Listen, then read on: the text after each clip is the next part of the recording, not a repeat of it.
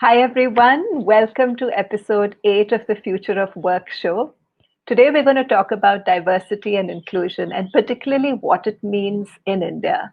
As you'll see through the course of our conversation, I have with me someone who is really well placed to answer some of the questions which perhaps are top of my mind, and which perhaps very few discussions and conferences ever really get to the heart of.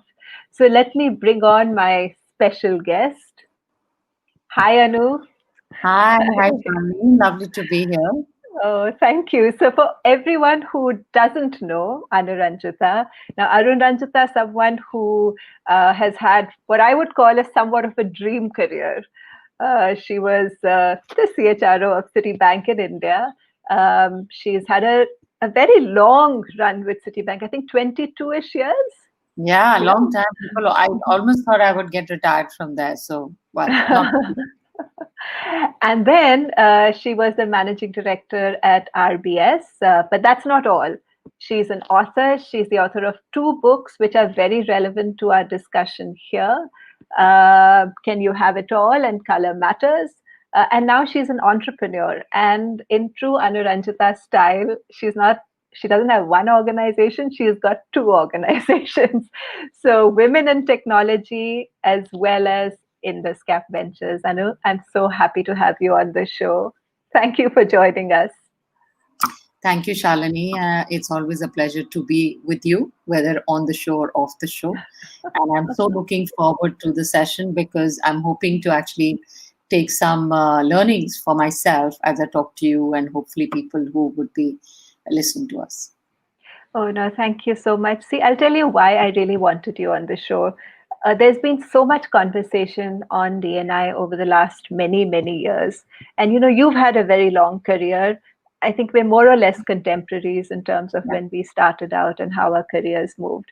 And of course, you would have seen, I've seen things have changed in many very significant ways over the last 25, 27 years.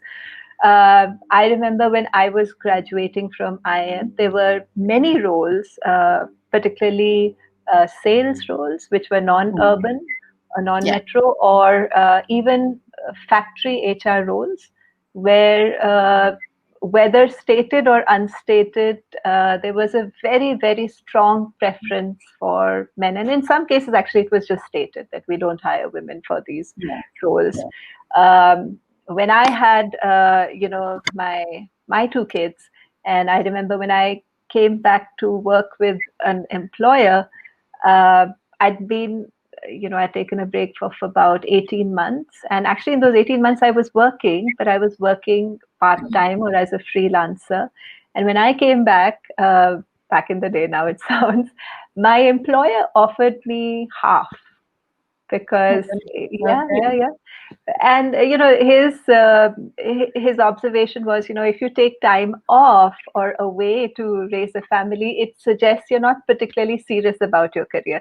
So, in that sense, things and conversations have moved very, very far, and that kind of conversation would never happen in a good, one of the blue chip A grade companies today, which was the kind of conversations which I'm sure you faced, I faced, and many women starting out when we did faced.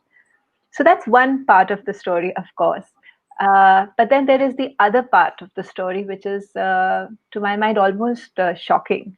So if we look at women's labor force participation rates, ILO's ranking of 180 countries, we are at 171, Yeah. and we're just behind Saudi Arabia and just ahead of Egypt.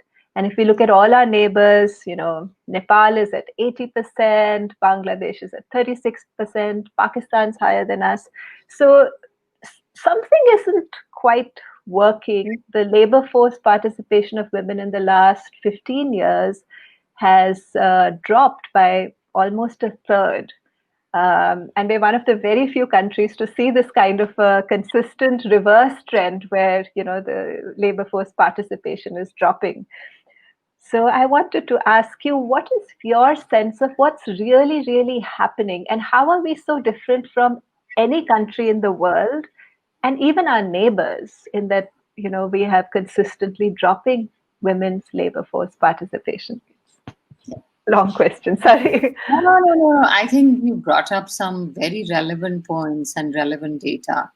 And just to add to it, there was an article in Mint just about a few days back, which stated that amongst the BRIC countries, India is the lowest at 27% gender workforce participation, and China is 60%.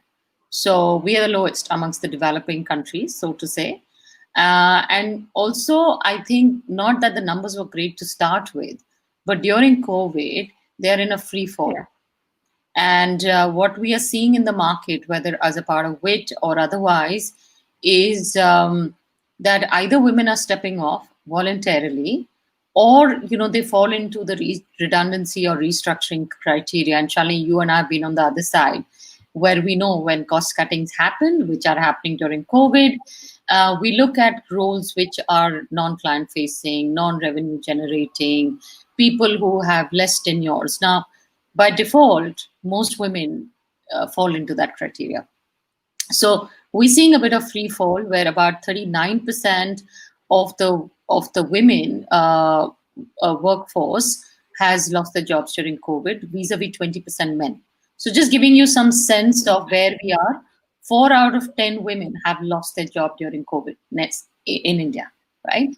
And Wow. of course, this is for my WIT community, where I was looking at a list of Forbes, which has been recently published just last month, which shows top 20 companies which are rated highly for working women. None of the tech companies figure there, and there's a strange opposite correlation. It's the valuation of tech companies, which is going into trillions, right? Mhm. But the diversity is missing. And so my point is not that there is a correlation actually, but my point is, what can we do more of if we had diversity? What are the missed opportunities, and what is the innovation? So I think I completely agree with you. And we've been doing actually some research on this, and we've done about, I would say, over the last few months, there have been 20 focus groups which have been held, thanks to the board taking a very strong view. And what we're discovering are twofold. So one is, of course, there is organization and how gender is looked at in the context of what we do back at work by men and the larger workforce, which also includes women. And the second bit is the women themselves. So there is continuous aspiration gap, which yet continues to persist. And and when I talk to a lot of women who've taken off work, and unlike you, who've had the hunger and the aspiration to come back, I would categorize them in three buckets. Women who want to work because they want to supplement family income, period. That's the only aspiration I have. So my husband is the bread earner, and I just want to kind of put some butter on the bread that he brings. And that's a very good reason to work, by the way. Don't get me wrong, I'm not being judgmental. But then you're looking for a job, not a career. And there's a difference between the two. Then there are women who are simply bored. Okay, they are affluent, and as Economist in 2018 showed us that in India, affluence has a reverse correlation with women employment. So the more affluent the family gets, how much ever educated or talented she might be, she just drops off because she says, family says there's enough. She also thinks there's enough. So let me say that it's not somebody's coercing her. There may be families, or there may be social issues where she's being told, it's okay for you not to work and you should be at home. But there are also women, and I can tell you, women in my circle who voluntarily choose not to work because they don't have to. But she'll come back and saying, look, I want to keep busy. So very often they would come back and think, let me do something. Kuch to kar sakte hain, to run away from boredom. Those are most unsustainable. I'm talking about women, by the way, from management institutes like IIMs. I'm talking about engineers from top tier engineering colleges. These are educated women who have a thought process of their own. But they also some of them fall into this category. And of course, there's a third one who really wants to make the impact, who wants to seriously persist. And what we find is the first category and the third category is more sticky because they have a reason. One needs the money and one needs purpose and value. Is the second middle category, which is the most non-sticky, I would say, because they have it, and so they don't feel the need to push along. So I think there is a, there is this whole aspiration which women need to aspire. And then there is this whole thing at home about who is influencing her decision. And usually, I think from the time you and I came in the workforce, this debate has continued, but the needle has not really moved. So if you talk to any organization, they'll tell you, oh, I know we have 35% workforce. The moment I start unpeeling the onion, they are not sitting in decision making roles by choice or sometimes not by choice. So the needle's not going to move. You have best of programs, you have best of discussions happening, but yet it's not moving the needle. So we got to pause and think, what are we not getting right?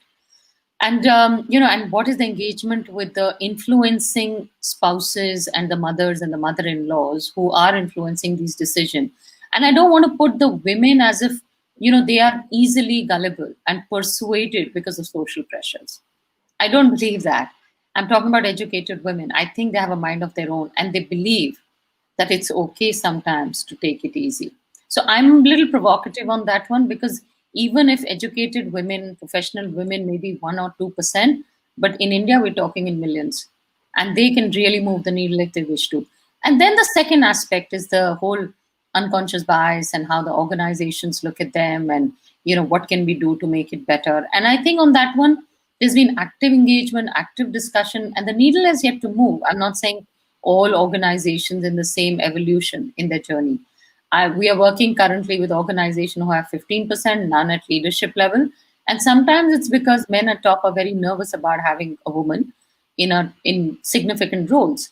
And it's not lost. And I, again, maybe I'm kind of breaching a line, but things like Posh Act and maternity extensions, all of those things have taken a toll on the industry about why more women are not being inducted. So I'm a great believer of saying the more she stays away, the difficult it is to integrate. But at the same time, organizations don't need to be scared of these policy changes. They have to embrace it. But unfortunately, that's had an impact. So I think those two factors, coupled with the fact that we are trying to make an attempt, have kept us going. If the organization hadn't taken the right steps, we probably would have seen a far bigger free fall, as we're seeing during COVID. So I'm going to pause here, and Shalini, and kind of give the baton back to you. Yeah.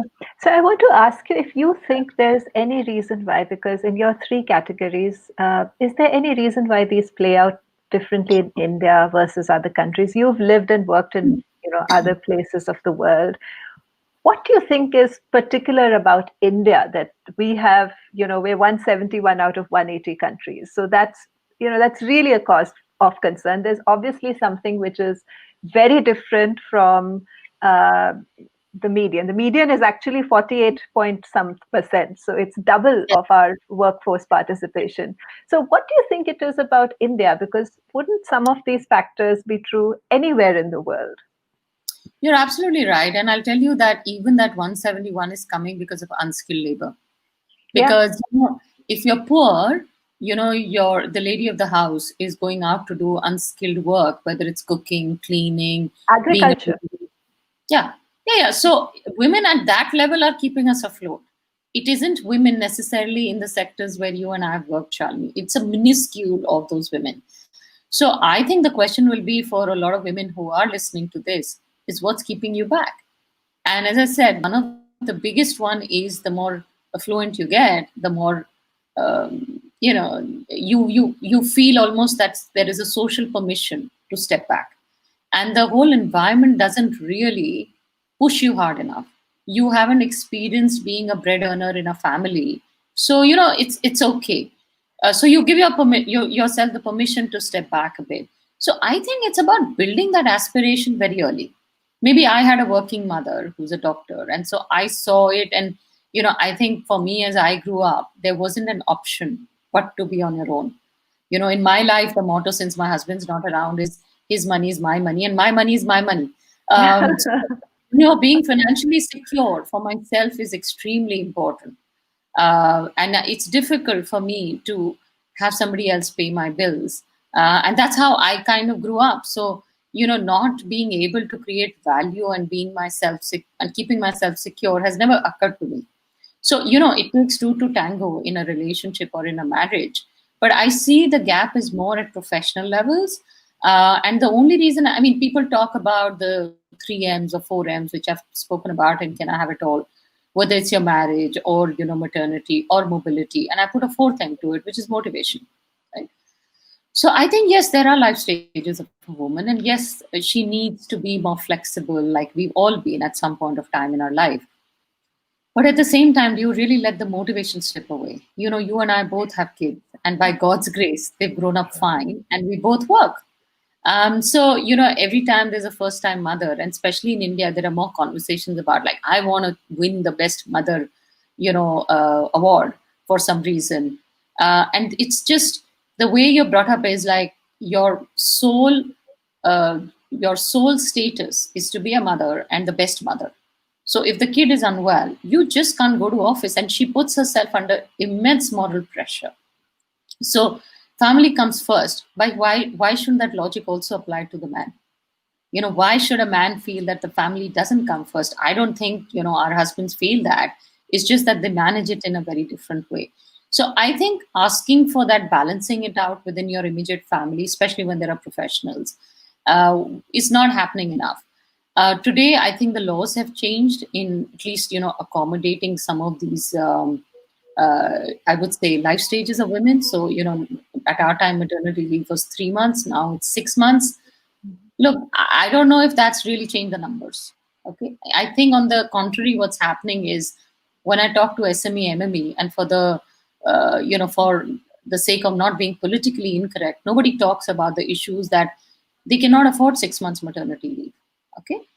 So what happens is, it's a law. It's a law, and if you don't abide by it, there are implications. So guess what a small company is going to do? Just not hire them, because they cannot afford it. If they have 50% women in workforce, and let's say 20% of them are on mat leave, it's not affordable. So I think some of the policy changes, as much as I agree, are progressive, but are sometimes not applicable to each strata of company. Big companies can afford it. If you look at US, the leave is 4 weeks, right? Yeah. And US women do not have great support systems like we have. If you look at Europe, the reason they have extended maternity leave is because they have a negative growth of population. And so the European countries encourage women to have more babies. And so they give long paternity and maternity leave. India certainly has no such problems. So, and also in Europe, a lot of that cost is subsidized by the government. So, the organizations don't necessarily have to pick up the entire burden. So, I think India needs a combination of some of these progressive policies, but also ease the burden on the industry. If you look at the creche law, I think it's very progressive to have a creche. And so, if somebody is really worried about childcare, they can have the kid with them near a nearby creche. But if you look at the law, it's actually quite loose, in open-ended. Not loose is the wrong word, but open-ended to interpretation, and 100% cost and liabilities on the organizations. So I am being politically incorrect, but organizations worry about these things. I've been on the other side trying to cater to this for some big organization, and I know the challenges which come along with it. And I am fully supportive of the Posh Act. I think it's there for a right reason. We've all been privy to, issues which happen at workplace, and I don't think there's anything to change in the Posh Act. But there has to be. It went on the other extreme of fear with a lot of men folks in the organization.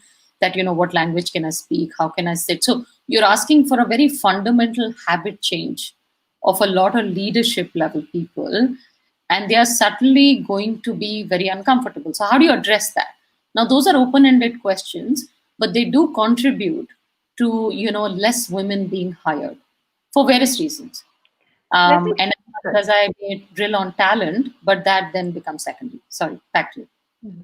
So let me share, a study we did for our batch, our own IM batch of women at our silver anniversary, to understand how women's stories were different from men's. Because obviously, as I'm sure you remember, when you're graduating, you all feel the same, Yeah. and you all more or less expect that your life trajectory will be similar, your career trajectory will be similar, and so on.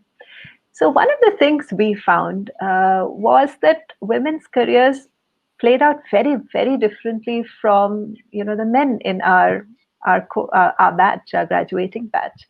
And of course, there were the reasons which you would expect, like obviously motherhood is is a big reason. The fact that, as you said, sometimes you don't have a financial pressure that makes it absolutely essential, and so you have some of those options. But there were many, many other factors which we found played into this. Like, for instance, frankly, often women didn't feel valued enough for their work. And therefore, you see, the choice of should I work or not is so influenced by what's my experience in the workplace. If my Yeah. experience is that, I'm very valued. My reluctance, I'll be that much more reluctant to leave the workforce. On the other hand, if my experience of being in the workforce is one where I'm, consistently feeling undervalued, or feeling that, okay, compared to my male colleagues, my promotions are a little bit slower. People talk to me differently. They don't pay as much attention to me when I speak in a meeting room. All these micro daily, hundreds of interactions which tell you, are you valued here or not?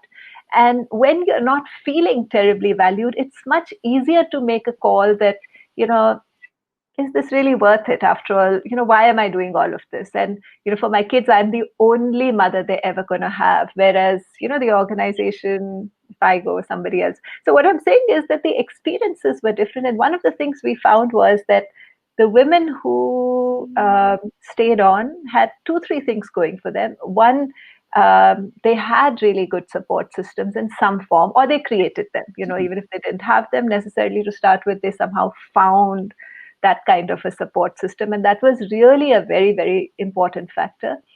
The other thing we discovered was that, they were the women who, for some reason, loved what they did. So, obviously, I love what I do. There are many others. We have the wonderful author Rashmi Bansal in our batch, who absolutely, obviously, is magnificent at what she does, loves what she does, and so on. There are many, many others as well. So the women who loved what they did, their choice, therefore, was much more likely to be, okay, it's really, really hard, but we're going to find some way to make it work, because that work part is contributing so much meaning to our lives, and we really care about it. On the other hand, often for men, that choice is simply not there. So, the society's expectation is you graduate, you start working, and then you work till you retire. So there's no real option, and for women, this choice of should I stay working is a choice they almost have to make, almost daily. That is this something I really want to do, or is this not, something I want to do? So, we just found that women's experiences, and therefore their need for meaning and being valued in the workplace, was so strong in deciding whether, it still matters enough to make their way through all of this. Yeah. So I So, want to ask mhm. you another question, Anu.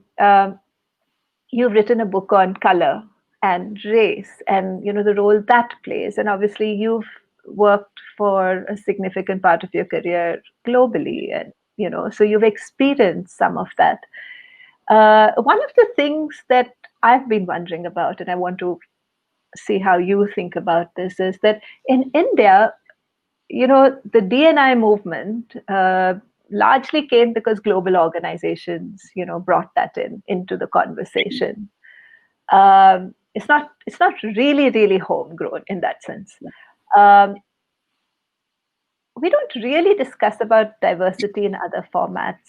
And I'm wondering if you think things like, do we have enough minorities, religious minorities, caste minorities in different, or even regional, regional distribution, like north, south, east, west, northeast, do you think these are conversations which are worth having in India, or do you feel that people would be very hesitant and uncomfortable to have them? Sure. I think, I'll come to the other forms of diversity, and I do agree with you, it's not homegrown at all. It started with it's a good thing to do because people, big companies across the world are talking about it. So we should embrace it in some way. Excuse me. But before I touch upon that, I think going back to the point that you made, I thought this was really insightful, having studied your own batchmates. But my limited point would be, had they not had a choice, what would they do? And if women from I'm Ahmedabad cannot push the needle, who else will? And by saying, that the women have to be out there, they can pursue their passion, whether Rashmi Bansal writes or you do your Uncube. To me, that's a value add, because finally, you are working with another well-known leader in the market, Jaspreet, who's well-known. So there is something which is working here. Rashmi's books are read by men and women both. So to me, that interplay about what you love and what you do is equally important. And value, I can tell you from my personal experiences, it wasn't easy. But value issues could arise for men too, because there's so much competition, there's so many of them out there. And every time I felt less valued, I became more demanding and more persistent. So that's probably the framework. And I think this is precisely my point about, if such well thought and well educated women step off because they're not being valued, then I think the question I would have is, how will they make sure this changes for the future generation? Because then the change doesn't happen. So I'll leave it there, but that would be my thought. But coming back to the next question around the whole diversity piece, I agree with you. I think India is somewhere right now just about scraping the surface on gender.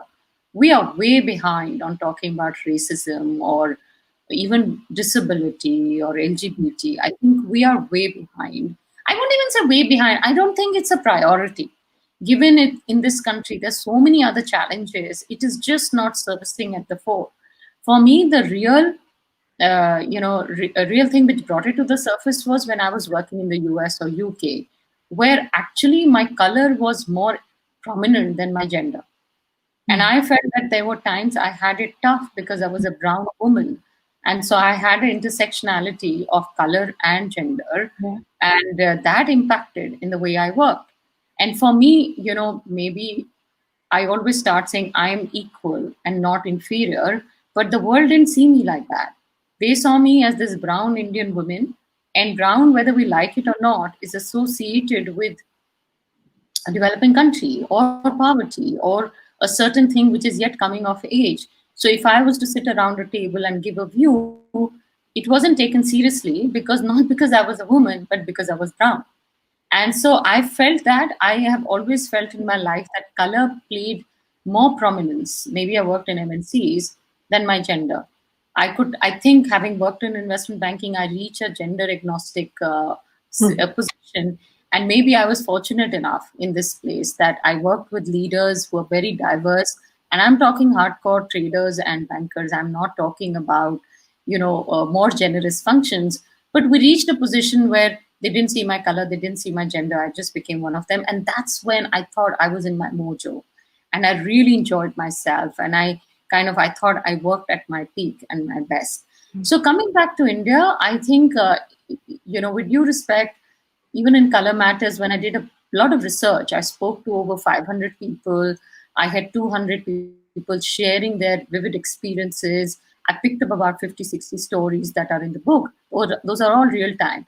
But what was surprising, and probably I knew it at certain level, but it wasn't as evident till I got out and did my own research, that India is actually quite racist, both in terms of color and you put a black guy in India and you see the reaction we and I count myself in it, we evoke in ourselves when we see a black person. And the well said colonial hangover is yet there in this country. When Agora speaks, it's very different. So there are those shades which make a variation. India woke up to the whole debate about color and racism after George Floyd happened in the US. And again, it happened at a peak, but it's kind of suddenly, somewhere much more milder now. But I think we do need to focus on that, because when we look at the caste system, and India is one of those countries where I know your surname and I know where you come from. There are already There's so much information in it. Yeah.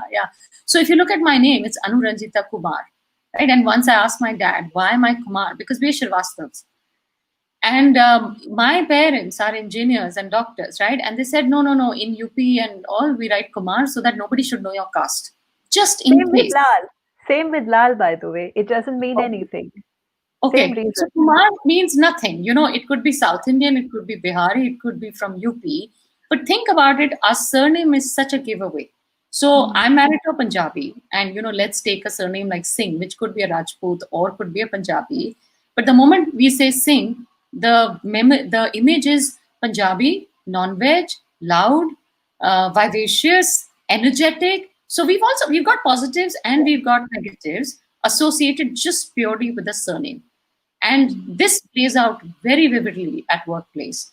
Let's say we are a very diverse country and we should relish, we should enjoy the diversity this country brings in terms of different sets of people. But it could also, what is our strength could also be our Achilles heels.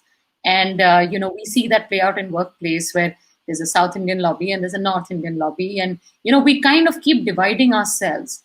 And I think one thing I learned whilst I was overseas is that, yes, it was comforting, but till I learned their culture and I learned what they were, I'm never going to break that through. So some of my best friends are British or Americans, and we don't see nationality and we don't see color. But it took some conscious effort on both sides to make it happen. So I would say, yeah, India, long way and a lot of work to be done. But I'm sure leaders like you who are bringing this discussion to the fore are hopefully going to move the needle in time to come.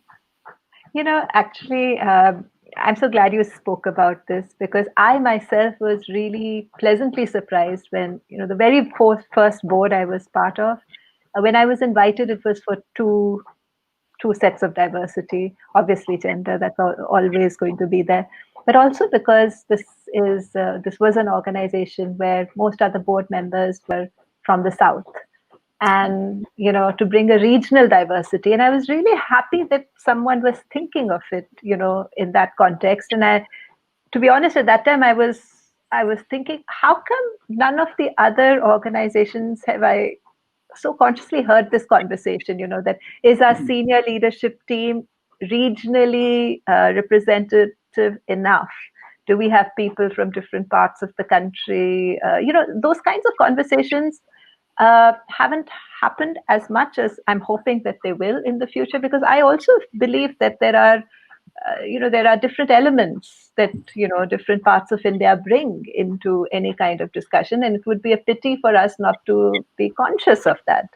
Um, my final question, Anu, do you Sorry, think? before I move to the final question, I just also want to share, as a part of Color Matters, I also did some research in, just Vedas and the history of Mhm, our civilization. And as we know, and we've grown up learning that, there's Brahmins who are the gurus and the Vaishyas who do the mhm, trade, and then there are the warriors, and then there are Shudras, right? I think in the old times, it was divided in terms of division of labor, mhm, and it was done in a way that skilled people are doing certain things and there were unskilled jobs. But I think, after millions of years, those concepts exist and they've taken a shape of power plays, yeah. right? So if you belong to a higher caste of a Brahmin, a certain privilege is associated with it. So to me, a lot of driver about racism and diversity is also power. And I've done a whole analysis on Maslow hierarchy and connecting it to that, because for somebody to feel the power and feel superior, somebody has to be inferior. So I think gone are the days where we're just talking about skill sets. It's now, given all that has happened in progressive India, there are people from so-called lower castes who are doctors or engineers, but the mindset around the surname and what they were supposed to do Mhm. versus what they do makes me feel belittled as a higher caste. And that's where the conflict comes in. So I just thought I'd share that as well. Sorry, No, Shalini. it's a very important point. I certainly do believe that these are issues we haven't addressed. I think partly because, in the 90s with the whole Mandal Commission movement, reservation. So, reservation in the government obviously followed a completely different route. And I think the conversation almost ended there, and it became like, the conversation around diversity became one of reservation, Yeah, and yeah. it never really entered the Indian senior leadership conversation of actual diversity, which is not connected with reservation, but do we want to bring somebody, not because we have to bring somebody. And also that then has a boomerang impact. I mean, Yeah. today I see lots of states talking about 70%, 80% reservation. Reservation is not a privilege for the locals. It's a social movement to pick up a few who don't have access to means. But 60, 70% reservation and political drivers is hurting. So, yeah, I would completely agree with you. So, Anu, my final question is around diversity of views, really, because, as we move into a world that's getting increasingly complex, where, we all in our organizational, forms and in our entrepreneurial hats need to deal with change at a pace that, we haven't seen before. And we know for a Yeah. fact that research shows that the greater the diversity of views, and sometimes, things like race, gender, region, caste, whatever are shorthands for diversity of views. But that that's not necessarily the case. You can have those metrics, without necessarily having openness in an organization for diversity of views, which is what one really, really wants.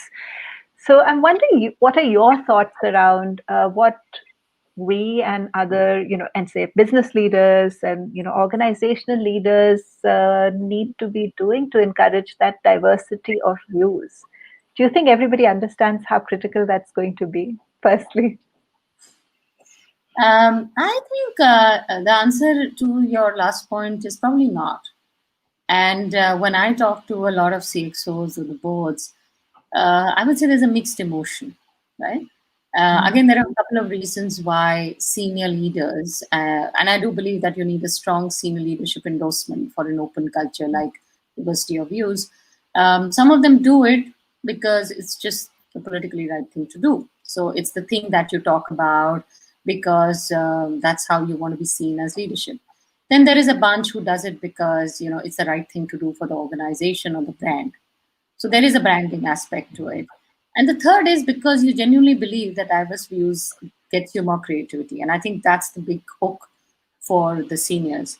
So, especially during COVID and post COVID, we all know that the challenges we would be faced with are not going to be solved with the solutions of yesterday for problems of today. So we need different solutions and we need to tap into different products and different consumer sets. And what worked, a product which was probably booming till yesterday, and there's several of them in hospitality or transport or whatever, it's just gone. The world has been redefined forever. You look at real estate. So what are you going to do? And I think that's the bit of thinking which is not so easy to come about. Most I find that quite a few people make the mistake of saying, "Oh, we have the right thinking. We just need to." It's like a bulb will go on, and Shalini will come in and tell us what the solution to our problems is going to be. But Shalini, the best you can do is ignite them to think differently. And I'm sure that even the existing teams can evolve their thinking and think differently, but it's nothing like having a different set of minds working together. And I think, one of the reasons I find that I've been with organization for 2 decades and I've been with one organization for 3, 4 years. But lately, when I'm running with a fund or I'm running with WIT, nothing has challenged my thinking more than what I do now. Yeah. And with big organization, we all tend to get into a comfort zone because they're very laid down procedures, policies. We all work in a matrix. There is a bureaucracy, which is great in a BAU environment. But when you have to do some radical changes, you have to change that very radically. And bigger organizations struggle with that because they become a victim of their own systems and processes. And it's not easy. I Yeah. think the financial crisis was a great trigger. And I was in London when that happened. It changes forever in the way we think and we do business and all of that. Similarly, I think COVID is a great opportunity, which is challenging us as a race in some way to think differently and saying, it's not going to work anymore. And which is where if you can get people with different mindsets, and I'm saying any kind of diversity will help. And I can tell you, that as a part of our VC fund, we're working with youngsters. And a lot of time, there was this view that startups are only for 20 plus or 30 plus. And I can tell you for myself, when I got into this gig, there was a very well-known investment banking firm, and I was talking to them about a fundraise, and they said, you know what, Anu, the challenge is you're in your 40s and you're a woman, right? So I don't know who'll take a bet on the I've ventures that heard you. that too. Yeah, I've Yeah. heard that. And it was surprising, and I was like, how can you even say that? I've got the energy, I've got the thinking, I've got the passion, got I'm sorry, but why did age make a difference? But the whole perception that startup gig is only for a youngster, I think we've had to challenge that. And today we are in a more comfortable place because we pushed it. But that's what I was faced with, saying you've only worked for bigger organization. Can you really pull this together? And this is after I thought, I was bringing in enough and more credibility. So like that, I think for big companies, small companies, or medium-sized companies, you do need a very different kind of set of people around you right now. And it is the need of the hour. Because to me, what's going to keep your business afloat is innovation and creativity. And guess how you're going to get it? By Mm. diverse viewpoints. So that to me is the business case of why this is a must do and not nice to do in current times. No, but that's so well said, Anu. And that's, to be honest, has been one of my worries because um, the understanding perhaps of just how critical it's going to be to have diverse viewpoints represented in many different ways is maybe just still nascent. Organizational barriers to really addressing some of these core issues are still fairly strong. And as you said, women have taken such a bad hit during the last few months. And already women, our workforce participation is pretty much at the bottom of the heap. So I think we're not in a very good place at all, to be honest. Be it gender, be it any other form of diversity, ability, sexual orientation, caste, religion, region. I mean, whichever metric or dimension of diversity we look at, um, we don't seem to be in a as I mean, we're not in a good position. Why am I trying to even make it sound good? We are not in a good position, and it does cause me a lot of concern. Also, because as you said, the fact is that in our the future of work, the future of a very very different world is going to need agility, and that that's what you were speaking about. It's going to need agility. It's going to need creativity, innovation. It's going to need the capacity to think different. And if people at the top come from such similar backgrounds, that restricts the ability to think different. And that's going to be one more of the many, many barriers which Indian organizations are going to have to work with in being like a startup, agile, innovative, when some of that vigor which comes from different ideas, intermingling and creating something new is going to be missing. So that's my personal concern. I feel we're heading, all our metrics are seem to be heading in the wrong direction, almost to disbelief, almost disbelief. I I cannot actually believe the data when I look at it. I cannot believe that one third, that our labor force participation has dropped by one third. I cannot believe it in 15 years, but that's the data. So obviously, we can't wish it away. It's the reality. So, so there's a lot which is, to be honest, on my mind. But let me take some questions and see what. Um, so there are lots of comments. Yeah, I can see that now. Let's see. Okay, Abha says, I'm going to broach a tickly question. How about women suddenly becoming unemployable? Is age a filter which negates experience and accomplishments? I don't think they become unemployable. I think what's happening during COVID is there's a huge stress on cost. And every company, unfortunately, is focused on keeping afloat by cutting costs. There are very few companies who are right now investing. So I can assure you there are no companies who are saying, I want to fire women. Don't get me wrong. They are just saying that we don't have a choice but to cut down non-core or non-revenue generating roles, right? So what happens is a lot of women are employed into support roles, and by the definition of being employed in the support roles, those roles are becoming redundant. So I would say women are not becoming unemployable, the roles are becoming redundant. And it's I don't think it's even related to age. It's also, I would say that it's also quickly reskilling yourself and moving around. If I was actually back in banking, I would say, okay, tell me how I can generate revenues for you, because I also have to reskill and recast myself. But the numbers that you are seeing is largely being driven by cost drives in the industry. And then what happens is when redundancy kicks in, money kicks in, and then the women are saying, look, okay, my husband's employed, so let me take a break. There's some money, it'll keep me afloat, and I'll come back, when things get better. But that's the trend we're seeing in the industry. Now the challenge is coming back, because that itself is another Very challenge hard. to deal with. Very, Yeah. very hard. So then I'll read a comment from Richa. First is it's a question: are we really saying we are at the level of ranking worldwide, including women's participation in labor force, the unorganized sector? And the answer is absolutely, Richa. This includes unorganized sector as well. It includes construction, agriculture, which are very large employers. Second question is, are we seeing more women plunging into an entrepreneurial journey post a certain stage of their career when they see a wall? Now, I'll just say for myself, and then I'll pass it to you. I know that I think this is the case amongst many women that I know, that, after reaching a wall in larger organizations, they do decide that they'll start something on their own because they can see perhaps their capabilities, maybe not being valued as much, or they feel they are capable of much, much more than they're getting room for doing in an organization. I know, what's your experience? I would agree, but I would also add. I think there are two reasons. One is, as Shalini has very articulately talked about, the value, and when the odds tip in, saying I can create more value outside the organization than inside the organization, they move on. But in my head, they continue to create value for the industry, whether inside or outside. I also feel a lot of women like myself have stepped off because we want to create a bigger impact.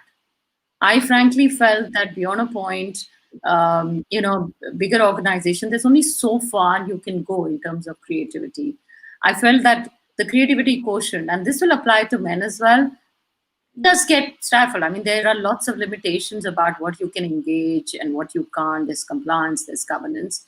So for me, plunging into a fund, and by that logic, a VC or a private equity space is largely male dominated, wasn't an easy decision. But I love it because, it's gotten me into really mainline business.